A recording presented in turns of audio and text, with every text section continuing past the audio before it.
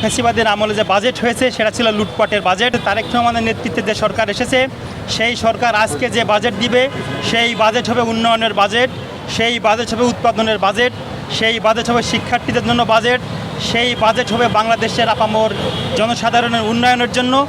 বাংলাদেশের ৫৫তম বাজেট আজকে হতে যাচ্ছে। আমাদের অর্থমন্ত্রী আমির খসরু মাহমুদ চৌধুরী এই বাজেট ঘোষণা করবেন।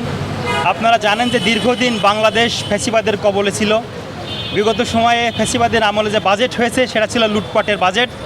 আমরা মনে করি বাংলাদেশের যে গণতান্ত্রিক অবস্থা ফিরে এসেছে, নির্বাচিত সরকার এসেছে, তারেক রহমানের নেতৃত্বে যে সরকার এসেছে সেই সরকার আজকে যে বাজেট দিবে সেই বাজেট হবে উন্নয়নের বাজেট, সেই বাজেট হবে উৎপাদনের বাজেট, সেই বাজেট হবে শিক্ষার্থীদের জন্য বাজেট, সেই বাজেট হবে বাংলাদেশের আপামর জনসাধারণের উন্নয়নের জন্য, মানুষের মৌলিক চাহিদা পূরণ করার জন্য, যা যা দরকার বাংলাদেশের মানুষের ভাগ্য উন্নয়নের জন্য এই বাজেট সেই আশার প্রতিফলন ঘটাবে বলে আমরা প্রত্যাশা করছি।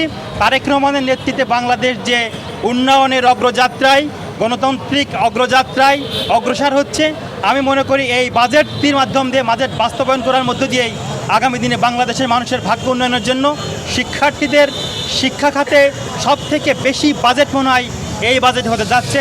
আমরা যেহেতু ছাত্র দল করি, এটা আমাদের সব থেকে বড় চাওয়া এবং পাওয়া ছিল যে শিক্ষা খাতে বাংলাদেশের বাজেটটি সব থেকে বেশি বরাদ্দ থাকুক।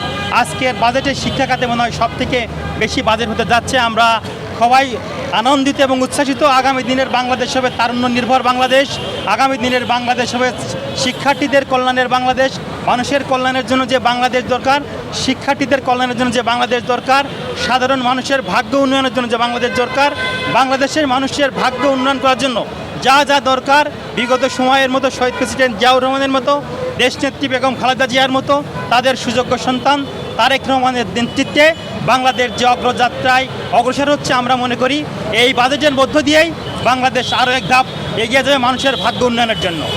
শহীদ প্রেসিডেন্ট জিয়াউর রহমান এদেশের তলাবিহীন ঝুড়ি আখ্যা দিয়েছিল বিদেশি সাংবাদিকরা। সেখান থেকে তিনি বাংলাদেশকে কোন পর্যায়ে নিয়ে এসেছিলেন, বাংলাদেশের অর্থনীতিকে তিনি কোন পর্যায়ে প্রতিষ্ঠিত করেছিলেন, আমরা মনে করি শহীদ প্রেসিডেন্ট জিয়াউর রহমান দেশনেত্রী বেগম খালেদা জিয়ার জ্যেষ্ঠ পুত্র তারেক রহমানের নেতৃত্বে আগামী দিনের অর্থনীতি হবে শক্তিশালী ভিত্তির উপর দাঁড়িয়ে থাকবে, যেটা দাঁড় করেছিলেন শহীদ প্রেসিডেন্ট জিয়াউর রহমান। যতই বাংলাদেশের অর্থনীতিকে ভেঙে ফেলার চেষ্টা করা হোক, এখন যে সরকার আছে, গণতান্ত্রিক যে সরকার আছে, মানুষের ভোটে নির্বাচিত যে সরকার আছে, তারেক রহমান তার নেতৃত্বে বাংলাদেশ যেমন গণতন্ত্রের অগ্রযাত্রা ঘুরে দাঁড়িয়েছে, অর্থনৈতিক যাত্রাকেও শক্ত ভিত্তির উপর উনি দাঁড় করাবেন বলে আমরা সেই প্রত্যাশা রাখি। প্রত্যাশা বাড়ছে, উন্নয়ন বাড়ছে, অগ্রযাত্রা বাড়ছে, সেখানে বাজেট তো বাড়বে, প্রতি বছরই বাজেট বাড়বে। এবং আপনাদেরকে এই বিষয়ে খেয়াল রাখতে হবে বাজেটের যে আকাঙ্ক্ষা, জন আকাঙ্ক্ষা প্রতিফলন হচ্ছে কিনা। বিরোধীরা যৌক্তিক সমালোচনা করবে, সেই সমালোচনাকে মাথায় পেতে নিয়েই সামনের দিকে বাংলাদেশ এগিয়ে যাবে, আমরা সেই প্রত্যাশা করি। ধন্যবাদ। হ্যাঁ।